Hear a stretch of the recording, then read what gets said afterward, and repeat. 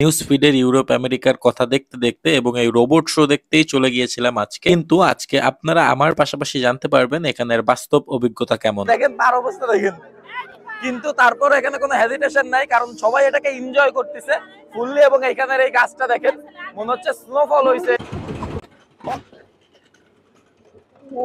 আমি পিঠে একটা ব্যথা পাইছি, উপর ওঠার সময় একটা ধাক্কা দেয়, ব্যাক পেন ফিল করতে পারেন।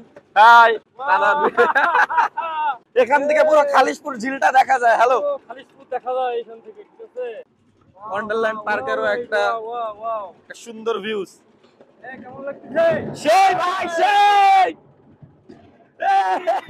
তবে একটা জিনিস, রোলার কোস্টারে উঠলে আপনারা কিছু পেনের শিকার হবেন, আগে থেকে তৈরি থাকেন।